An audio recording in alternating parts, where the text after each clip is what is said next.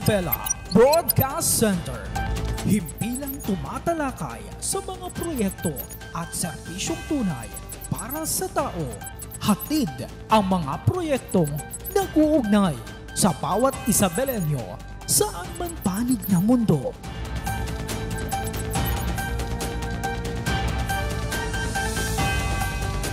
Isabela Broadcast Center, delivering in-depth, trustworthy, and objective news. Dito ka, konektado! Magandang oras, Isabela, Lambak ng Cagayan, Silangang Cordillera, Luzon, Visayas, Mindanao. Sa panig ng mundo, muli sumasa inyo ang programang Isabela Connect Ka Dito. At kasama nyo pa rin ang resident broadcaster ng Provincial Government of Isabela, Ezekiel Kilang. Matapos nga ang ilang araw ng pagpapakilala sa publiko, ang taong bayan lalo na ang mga Isabelenyo ay nagsalita na sa kung sino ang mga lider na kanilang binigyan ng tiwala na pamunuan ang mga bayan, distrito at ng ating probinsya ng Isabela. At kamakailan nga din ay matagumpay nga na naisagawa ang kanilang proklamasyon kaakibat ng iba't ibang responsibilidad. And speaking of responsibilities, makakasama natin ang DILG Isabela Provincial Director, si Engineer Corazon D. Toribio, CESO 5. Welcome sa Isabela Broadcaster, Engineer. Dito ho sa ating programang Isabela Connect Ka Dito. Magandang hapon, Ezekiel. Salamat po sa pagkakataong ibinigay mo sa amin sa DILG na maging bahagi ng program nating Isabela Connect Ka Dito. Yes, ma'am. Dahil alam naman ho natin na ang DILG ay may mahalagang papel na ginagampanan sa pagtiyak ng maayos na pagpapatupad ng mga programa, proyekto at polisiya ho na syempre sa ilaliman ho yan ng DILG sa mga lokal ho na pamahalaan ho natin.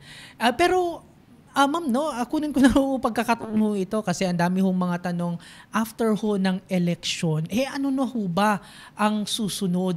Ang tanong ho dyan, Engineer, ano po ba ang proseso bago manungkulan ang mga nahalal na opisyal nitong nakalipas ho na midterm election? Okay, bago ko po sasagutin yan, gusto ko lang po ipaalam sa lahat ng tagapakinig na ang kagawaran po ng interior at pamahalang lokal ay ito po yung may mandato na to assist the President in his general supervision over local government units. Kaya pag pinag-uusapan po ang pamahalang lokal, hindi po kami nawawala dyan. So ngayon po, nakatatapos na po yung ating eleksyon, itong ating 2025 national and local elections.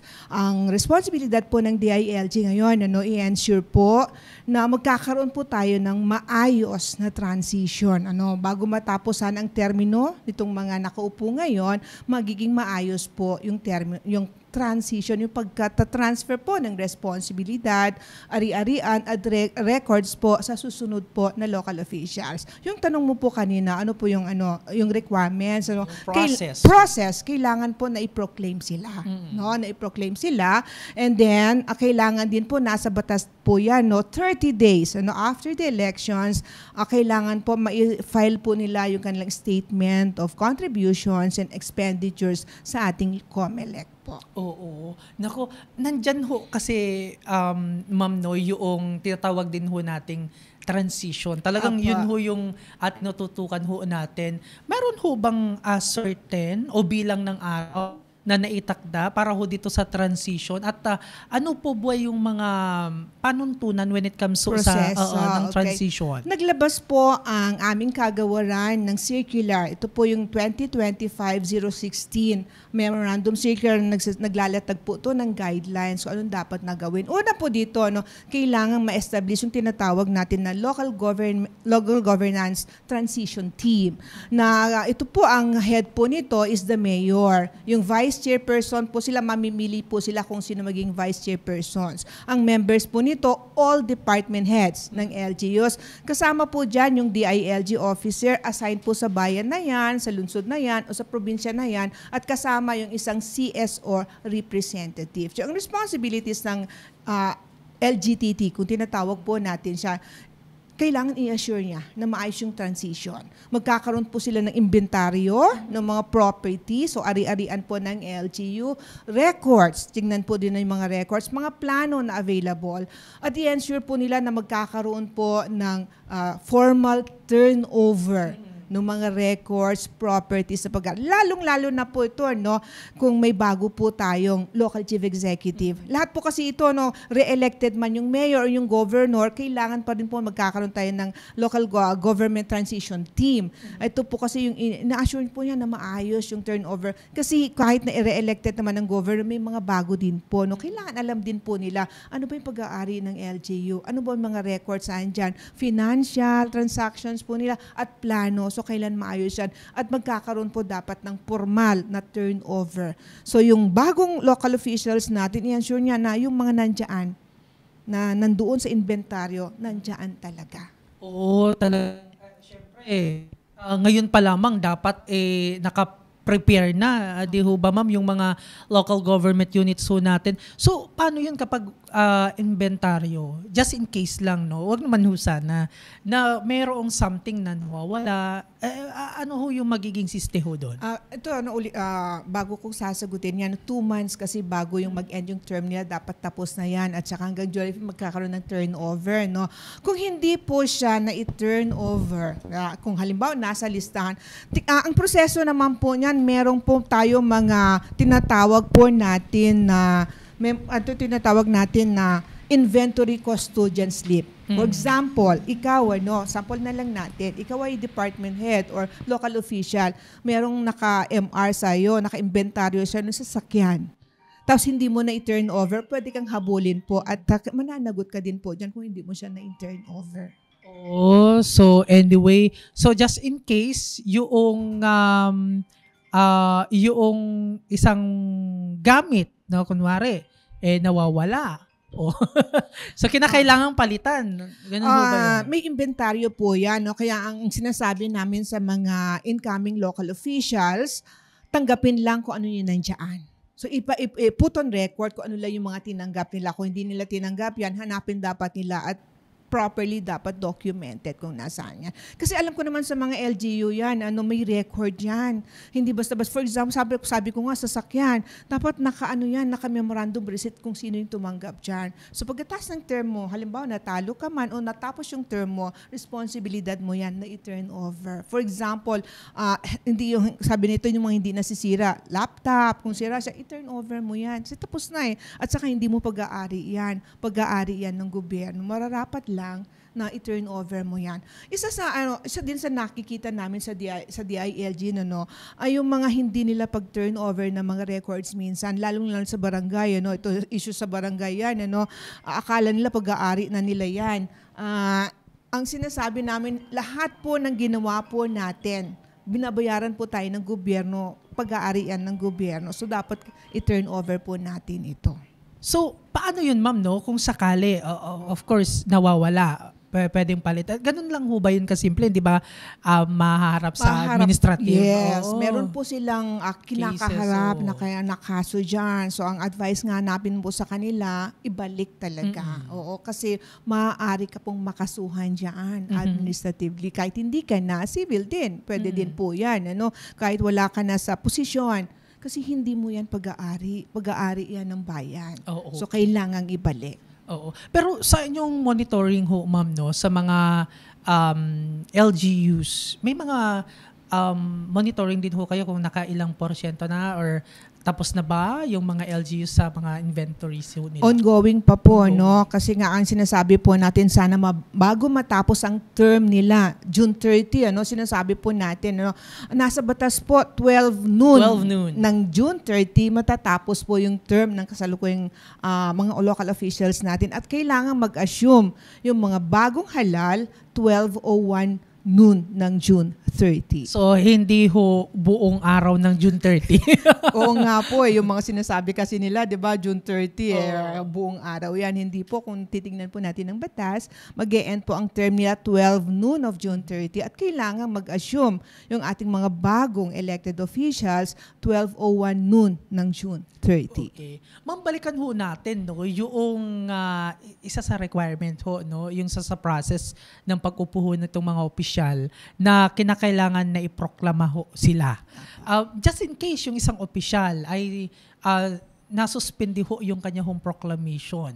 So, sino ho yung uupo on behalf or papalit ho sa kanya? Opo, meron po tayong kaso no sa Isabela, no, may isa po no wala pong upo. Kasi hindi naman po pwedeng papalitan 'yan, no. Hintayin po natin ang desisyon po ng COMELEC. Nagbigay naman po ng advisory ng COMELEC that before June 30 isi-settle po yata nila. They will have a resolution of the pending case ano against one winning candidate po natin na hindi pa po siya na i-proclaim hanggang ngayon. Hopefully ma-resolve Hopefully na ma-resolve yan. po siya. Inaasahan po natin na ma-resolve man, be it in favor to the winning candidate or hindi natin alam kasi sa COMELEC po yan. So, hintayin po natin.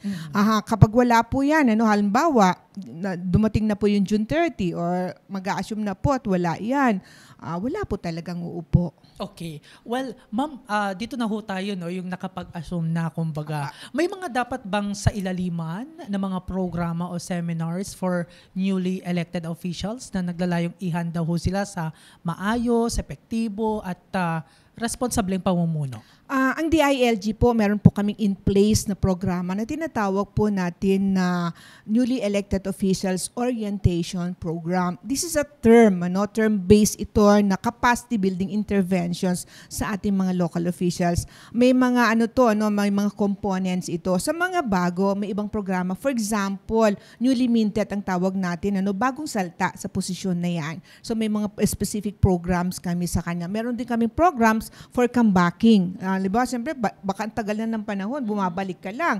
Ang labas niyan, maging newly minted ang tingin sa'yo kasi kailangan bago na. No? So may mga programs kami for them. At meron din tayong programa doon sa mga re-elected na local officials po natin. Nakahanda na po ang DILG dyan. So pagkatapos po ng assumption nila, tatawagan namin sila and then we will have that capacity building interventions for them. Dito ba sa mga seminars na ito, mga programs for them, ma'am, no? Yung mga bago o yung mga bumabalik for refreshal, kumbaga, no? Particular, sa anong aspeto ho ba yung kinakailangan dapat nilang tutunan or muling matutunan? Magbabago tayo, siyempre mag-start sila, no.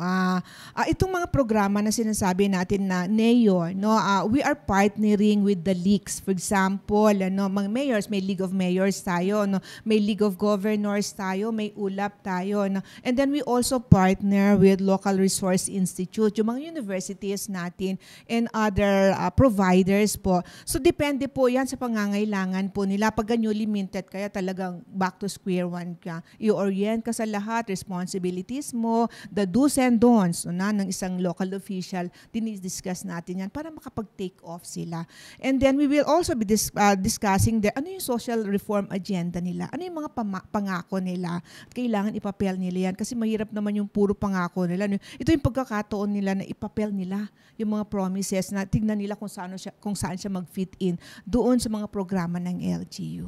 At least sa pamamagitan ho nitong mga topiko ho natin, ma'am, na ito, may papaalam sa taong bayan na magiging busy yung mga elected officials ho natin. And meron po silang tinatawag na 100 days report. So meron din yan kasi medyo critical lalo na sa mga bagong mayors or bagong governors yan. So you have to meet the family. Unang-una yung transition. So dapat meron din sa team na titignan din yung mga documents na ita-transfer sa kanya. Ano yung mga pag-aari, ano yung mga records, ano yung mga plan. And then meron po tayong tinatawag, imimit din niya yung mga local mga LGU department heads niya, mga tao niya sa LGU. Ano yung existing plan? So meron kaming tinatawag na 100 days report. So after 3 months, more or less 3 months yan, more than 3 months, magre-report sila kung ano yung accomplishments nila within 100 days. Ako, yan yung aabangan ho natin. Opo. And ma'am, isa ho sa mandato ho ng DILG sa inyo ho ang pagmamonitor syempre at pagsuri ng mga lokal ho ng mga programa at ang pagpapatupad ng mga ordinansa, Apo. policies at projects sa ilalim ho ng direktiba of course ng DILG. So paano nyo ho ito isinasagawa at bakit napaka-importante o napakahalaga ho nito? Opo, meron na po tayong, kung natawag po natin na 360 degrees turnaround. Dati ang chine-check natin meron, wala. Di ba? Hanggang dun lang. Ngayon, nagsishift na tayo. No? We are now exacting accountabilities also sa mga LGUs natin. So kung meron yan, ano yung ginagawa nyo? So meron po kaming yearly na performance audit. Tinatawag natin. At meron din tayong SGLG, di ba? Alam mo yung Seal of Good Local Governance ng ating lalawigan ay consistent 8-time passer. But for this year, parang put on hold muna siya at pinag-aaralan kung paano pa siya ma-improve yung SGLG na yan. Pero itong mga audit po natin, every year ginagawa natin yan. Tinitignan natin, ano ba ginagawa nila? Diba? Ano performance nila? Nakakatulong ba ito? So, hindi na lang tayo nagfo-focus doon na meron o wala. We are looking beyond. So, tinitignan natin impact ng mga ginagawa ng LGUs. Yung ordinance, meron nga. Ini-implement ba yan? Diba? Ito yung plano mo, programa mo. Anong nangyari sa programa mo? Meron bang nabago sa buhay ng mamamayan? So, we're now gravitating towards impact and outcome. So, critical din yung audit. Kasi performance audit ang tawag namin dito. Yung ating Peace and Order Councils, ino-audit natin yan. Itong ating Anti-Drug Abuse Councils, may audit siya. Itong ating ito yung trafficking ito yung mga LCPC, yung Council for the Protection of Children, Anti-Violence Against Women and Children. Meron po tayong mga yearly na performance audit dito. Tinitingnan natin what went well and what went wrong. For example, may kailangan kulang. So sinasabi natin sa LGU, hindi ito yung fault finder na audit. Ipino-point natin, kailangan pa ito. I-focus nyo ito para mas maayos yung pamamahala nyo sa inyong bayan, sa inyong syudad, sa inyong lalawigan. Ganun po yan. Well, ma'am, let's talk about naman. Although may kaugnayan pa rin ho dito sa una kong tanong, when it comes naman sa pagpapataguyod ho ng good local governance, lalo na ang pagbabantay ho when it comes sa transparency, accountability, sa paanong pamamaraan din ho ninyo ito isinasagawa? At may pangunahing sektor ho ba yung tinututukan ho ng DILG? Pagka pinag-uusapan natin kasi ang governance, lahat ng aspeto yan. Tingnan mo ngayon, may project na din po kami na minomotor, yung ating local government support fund, yung financial assistance to LGUs. May mga projects na dumadating sa mga LGUs. Kami po ang partner ng DBM to ensure na indeed itong mga projects na yan ay na-implement na maayos. Itong mga audits na sinasabi natin, tine-check natin yan, may rating din yan. So may mga moderate, kailangan dyan mag-focus ka. And then, yung sa SGLG po natin, may governance assessment report. So, kailangan ito, after the assessment, pag lumabas na resulta, we have to communicate it to the LGUs through the utilization conference. Na sinasabi, ito, kailangan i-gather namin si Mayor, yung ating mga Sangguniang Panlungsod members, or mga SB members natin, and department heads, kasama yung mga CSOs, kasama yung po ng mga barangays. Ito yung nyo, hanggang dito lang kayo. Para makita nila, kailangan pala namin mag-focus dito or napabayaan namin ito, kailangan bigyan natin ng pansin din ito. So yung sa DILG po, it's not kami po hindi fault finder. We would like to assist the LGUs so that they can provide the necessary services na dapat makarating sa taong bayan. Oo, na talaga namang ginagawa nila yung dapat na gawin na mandato din ng mga opisyales ho natin. Anyway, ma'am, bago ho yung mensahe ho ninyo, ano pa po yung pinagkakaabalahan ng DILG Isabela ho sa ngayon? Madami, katulad ng sabi ko nga ngayon, ito yung transition, nag-focus po kami sa transition, kaya ensure natin na maayos yung turnover sa mga bago na mamahala. Andiyan yung preparations natin sa kanilang capacity building interventions, yung monitoring din ng mga projects, hindi po nawawala yan. So, busy din po tayo. And then, madami po, alam nyo po kasi, ang DILG minsan jack of all trades. Yung mga national government agencies nagpapa-assist din sila sa amin, lalong-lalo na kung wala silang tao sa baba. So we also provide assistance to them. Oo, nako naman. Anyway, ma'am, maraming salamat dahil ang dami ho naming syempre nalaman, and of course nalaman din ho natin kung paano ho ba yung process na hindi pala ganun kasimple, na kinakailangan tutukan mabuti yung pag-assume. Yeah. Syempre, first of all, yung transition ho muna. Siguro, mensahe ho ninyo, engineer, sa atin hong mga kababayan na nakikinig, nanonood ho sa mga oras ho na ito, lalong-lalo na yung mga elected officials ho natin. Sa mga tagapakinig, nanonood po ng programa po natin na Isabela Connect dito. Maraming salamat sa pagkakataon. Unang-una po, gusto ko pong batiin yung ating mga lahat ng nanalo sa nakaraang pagpipili ng taong bayan kung sinong gusto nilang mamuno. Tapos na po eleksyon. Tapos na po, nagsalita na po ang taong bayan. Panahon na po siguro para magkaisa po tayo. Iisa lang po ang ating probinsya, isa po ang ating lalawigan, isa lang po ang bayan po natin o syudad po natin. Kailangan po magkaisa. Limutan na po natin yung nakaraan. Tama lang po yun na kailangang mamili po tayo, pero nagsalita na po ang taong bayan. Ang pakiusap ko po sa lahat po. Lalong-lalo na po yung ating mga local officials. Extend ahead sa mga taong bayan. Panahon na po na simulan po natin ang pagtatrabaho at ibalik po sa taong bayan ang isang maayos at tapat na serbisyo po kasi deserve po natin lahat ito. So again, congratulations sa mga winners ho natin, yung mga elected officials ho natin nitong katatapos ho na midterm elections sa 2025. And of course, sa ating mga ka-Isabelenyo, sa pagtatapos nga ho ng halalan, hangad ng taong bayan na manatiling konektado sa tunay na kalagayan ng mga komunidad ho natin. Pagbuo ng mga patakarang tumutugon sa mga pangangailangan ng mga mamamayan at pagsusulong ng mga programang tumatalima sa kanilang mga adhikain. Dito na po nagtatapos ang pagsasaimpapawid na naman ho ng ating programang Isabela Connect ka dito. Maraming salamat sa lahat ng tumutok. Abangan ang susunod pang episode tuwing Martes at Biyernes ho yan sa parehong oras at parehong programa. Again, sa mga nanalo at natalo sa halalan, sana ho ay magkaisa para sa layuning maglingkod sa bayan, anuman ang kinabibilangang partido sa politika. Hanggang sa muli natin pagsama-sama, sa ngalan ho ng ating Provincial Information Officer sa Attorney Elizabeth Binag at ng ating Isabela Broadcast Team, ako po ang inyong lingkod, ang resident broadcaster ng Provincial Government of Isabela, Ezekiel Kilang. Maraming salamat po, Engineer.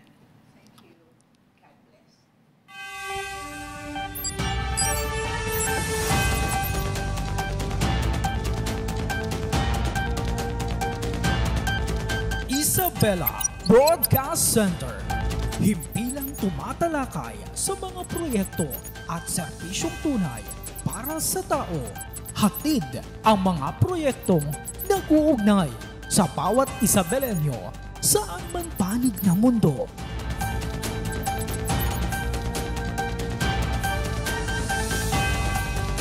Isabela Broadcast Center, delivering in-depth, trustworthy, and objective news. Dito ka, konektado.